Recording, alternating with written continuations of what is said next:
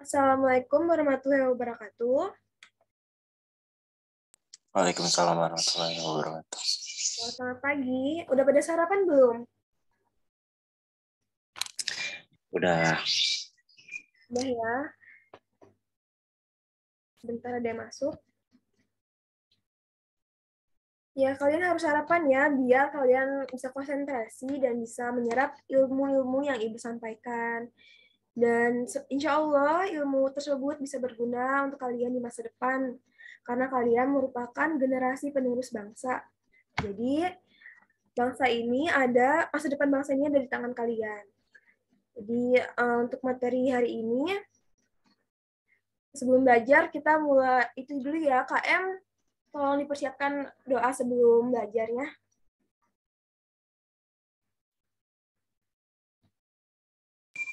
Ya, sebelumnya ketika kita mulai pembelajaran pada pagi hari ini, alangkah baiknya kita berdoa menurut agama dan kepercayaan masing-masing. Berdoa dimulai.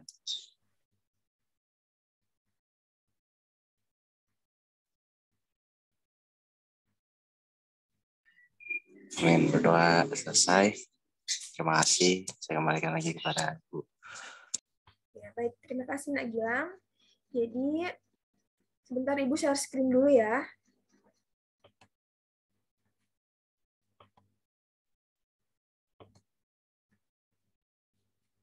Muncul nggak di layar kalian? Sudah. Baik. Jadi materi hari ini kita belajar mengenai kedudukan dan fungsi Pancasila. Mungkin dari kalian bertanya ya, kenapa sih kita harus belajar kedudukan dan fungsi Pancasila?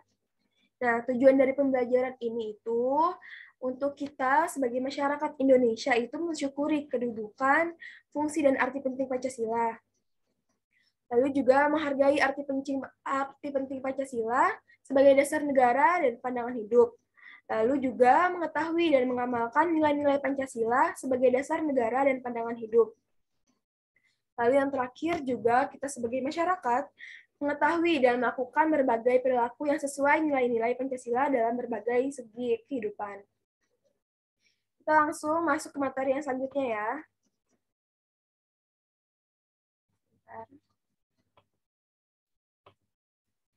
Nah, di sini ada 6 bagian kedudukan, fungsi, dan arti Pancasila.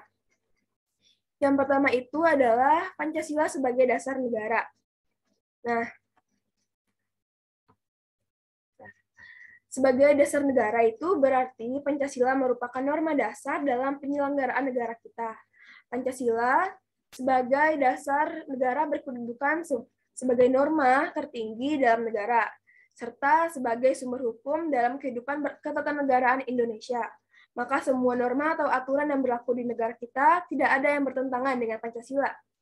Pancasila juga sebagai dasar negara Republik Indonesia digunakan sebagai dasar untuk mengatur kehidupan berbangsa dan bernegara Indonesia.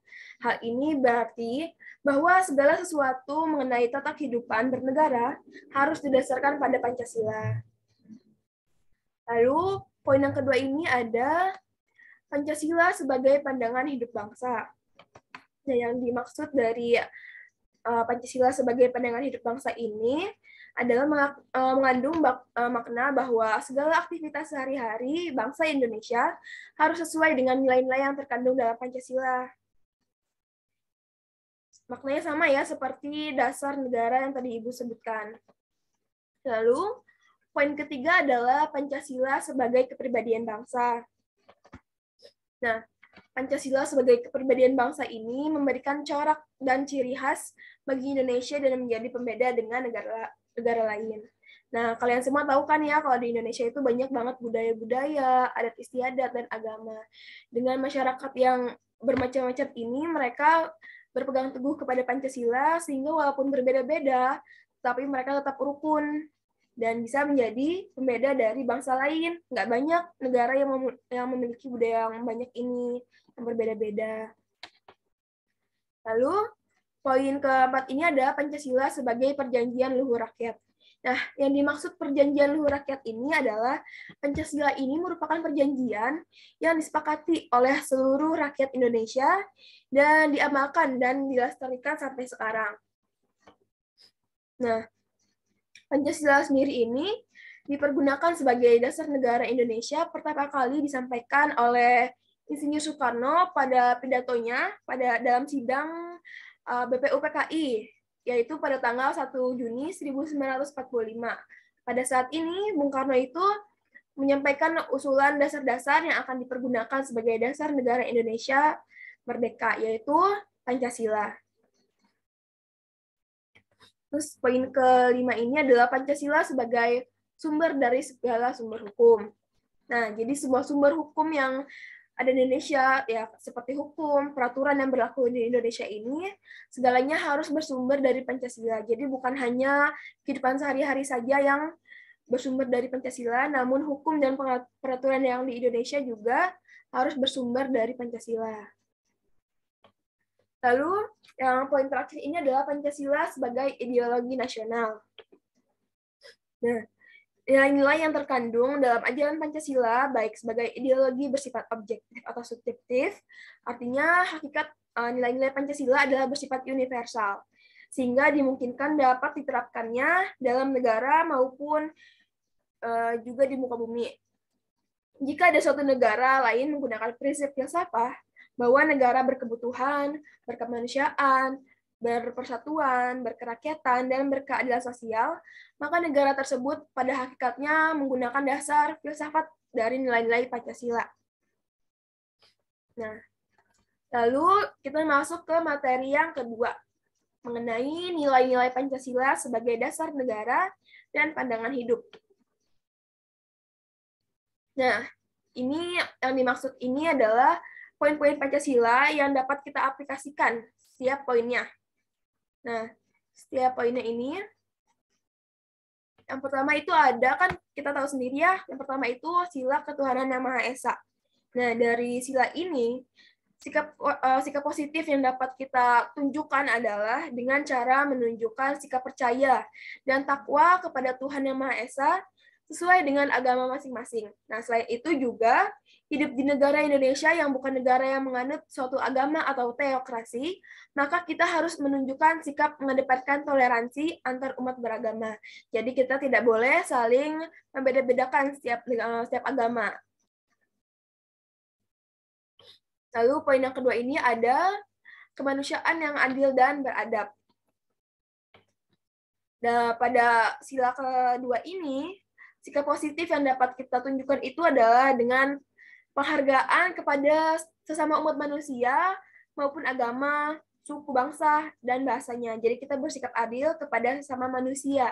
Seperti itu.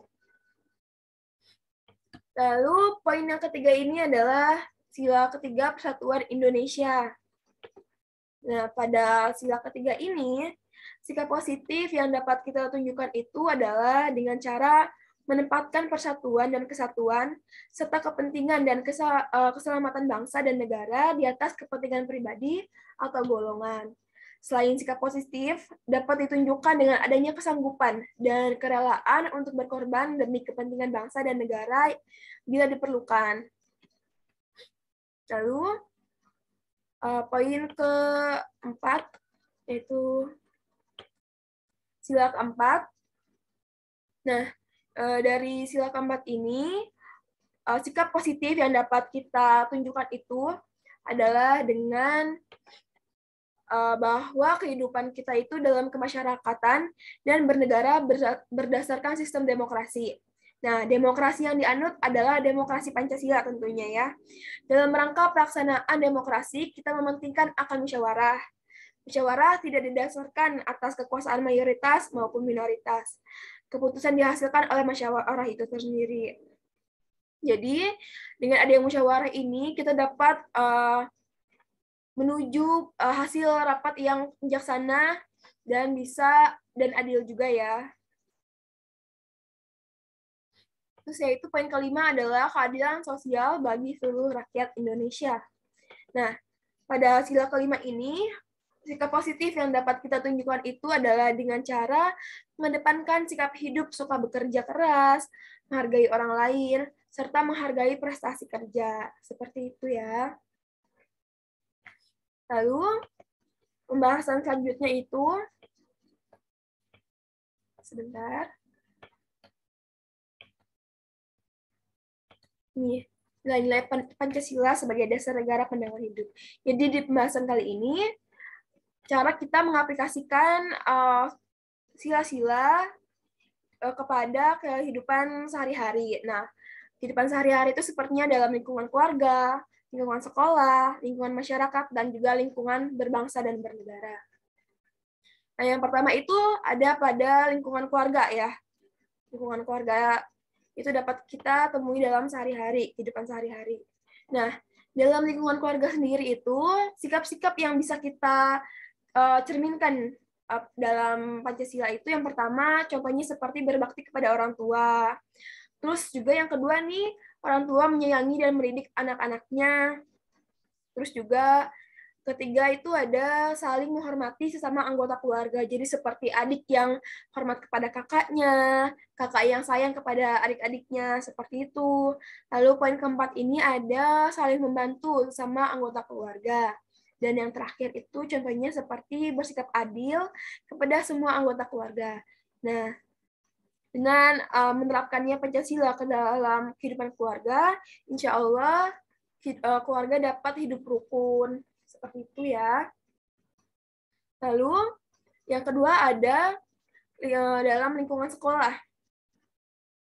Dalam lingkungan sekolah itu, sikap yang bisa kita terapkan itu yaitu contohnya ya, yang pertama seperti menghormati teman yang berbeda agama, terus juga menjalankan perintah agama masing-masing. Nah, 2 poin ini sama seperti menerapkan sila ke-1, yaitu ketuhanan yang Maha Esa, dengan tidak membeda-bedakan agama dan saling menjalankan ibadahnya masing-masing. Lalu juga poin ketiga itu melakukan kewajiban sebagai seorang siswa. Contohnya itu seperti kalian mengerjakan tugas yang diberikan oleh guru, lalu juga mengerjakan piket, itu adalah kewajiban-kewajiban siswa. Lalu yang keempat itu ada menolong teman yang kesulitan belajar. Jadi misalkan teman sebangku kalian itu kurang paham atau kurang nangkep materi yang guru sampaikan, tapi kita paham. Nah, kita harus membantu teman tersebut. Terus yang poin kelima ini adalah menyelesaikan perdebatan secara musyawarah. Secara musyawarah ini contohnya itu seperti dalam pemilihan ketua kelas. Seperti itu. Lalu yang ketiga itu ada dalam lingkungan masyarakat. Nah, dalam lingkungan masyarakat, sikap yang dapat mencerminkan Pancasila itu, contohnya yang pertama itu adalah mengedepankan musyawarah ketika mengambil setiap keputusan. Jadi setiap musyawarah dalam lingkungan masyarakat itu contohnya dalam pemilihan ketua RT atau RW, seperti itu, dan juga dalam menyelesaikan masalah yang ada dalam masyarakat. Nah, dalam menyelesaikan masalah tersebut kita harus menggunakan secara musyawarah agar setiap masyarakat merasa adil atas keputusannya. Lalu yang kedua juga poinnya adalah dalam musyawarah, tokoh masyarakat dapat memberikan contoh sikap demokratis. Seperti itu, tokoh masyarakat itu seperti contohnya ya RT, RW, lurah, seperti itu. Lalu yang ketiga itu ada mendorong sikap kekeluargaan. Jadi setiap masyarakat itu harus saling merangkul ya, agar terciptanya kehidupan yang rukun. Terus yang keempat juga ada mendorong dan meningkatkan rasa cinta tanah air. Mendorong dan meningkatkan rasa cinta tanah air itu contohnya seperti mengadakan 17 Agustus, itu kan sama itu dengan menghormati hari merdekanya Indonesia. Itu salah satu cara meningkatkan rasa cinta tanah air. Dan juga melestarikannya pada generasi-generasi selanjutnya. Lalu yang keempat ada lingkungan berbangsa dan bernegara. Nah, dalam poin keempat ini, cara mengaplikasikan sikap Pancasila ke dalam lingkungan berbangsa dan bernegara, yang pertama itu adalah memberikan bantuan pada korban bencana alam. Jadi di negara-negara kan pasti ada ya bencana alam seperti banjir, tsunami, terus pasti mereka kehilangan rumahnya, kehilangan barang-barangnya, gitu. Jadi mereka tidak punya apa-apa gitu. Nah, kita sebagai masyarakat yang berpancasila, kan karena kita jika memiliki rezeki lebih atau kepemilikan lebih barang-barang seperti itu, boleh kita mendonasikannya, seperti bisa berupa barang, berupa uang, berupa makanan. Biasanya ada organisasi-organisasi yang membuka galang dana, seperti itu. Lalu, yang kedua itu adalah tidak membeda-bedakan suku, agama, adat, dan ras dalam pergaulan sehari-hari. Jadi dalam bergaul, kita tidak boleh membeda-bedakannya. Lalu yang ketiga itu adalah menggunakan bahasa Indonesia dengan baik dan benar. Dan yang keempat itu ada menaati peraturan dan perundang-undangan yang berlaku. Karena negara Indonesia ini negara hukum ya, banyak sekali hukum-hukum, peraturan. Nah, kita sebagai masyarakat yang berlandaskan Pancasila harus menaatinya. Kalau tidak, akan mendapat itu ya, hukum. Karena hukum itu merupakan tertinggi di Indonesia, karena Indonesia sendiri ada istilah negara hukum. Terus juga yang kelima ada menjaga fasilitas umum. Nah, menjaga fasilitas umum itu contohnya seperti kan fasilitas umum itu contohnya seperti ada halte, toilet umum, terus juga banyak ya. Nah, kita sebagai masyarakat itu nggak boleh mencoret-coret, kayak terus juga merusaknya. Itu adalah bukan sikap berbangsa dan bernegara.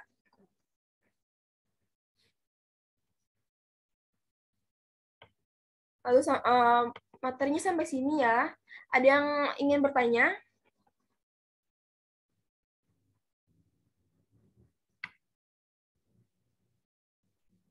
Jika tidak ada yang bertanya, Ibu anggap semuanya udah pada ngerti ya sama materi yang Ibu sampaikan. Jadi kita langsung ke tugasnya nih. Tugasnya bisa kalian screenshot tangkapan layar. Nanti tugasnya dikerjakan dalam bentuk tulisan di buku. Kalian foto, nanti kirim ke link G Drive yang akan Ibu kirim di grup WA ya. Nanti pengumpulannya tanggal 25. Tanggal 25 itu hari Rabu. Nah, jadi hari Rabu, tanggal 25 jam 7 malam, itu batas pengumpulan tugasnya. Kalau nggak mengerjakan tugas, nggak dapat nilai. Nah, sampai sini, semoga ilmu yang Ibu sampaikan ini bermanfaat ya untuk kalian. Dan juga jangan lupa kerjakan tugasnya. Nah, mungkin KM bisa memimpin doa sesudah belajar. Ya, baik. Sebelumnya terima kasih kepada Ibu yang sudah menjelaskan materi pada pagi hari ini. Baiklah teman-teman, sebelum kita menutup pembelajaran pada pagi hari ini, yang baiknya kita berdoa agar diberikan kelancaran dan semoga ilmunya bermanfaat di kemudian hari. Berdoa dimulai.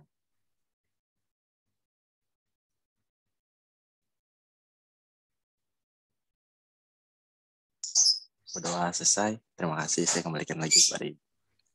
Ya, terima kasih KM. Jadi sampai sini ya kelas hari ini. Jangan lupa kerjakan tugasnya. Assalamualaikum warahmatullahi wabarakatuh. Ibu keluar dulu ya.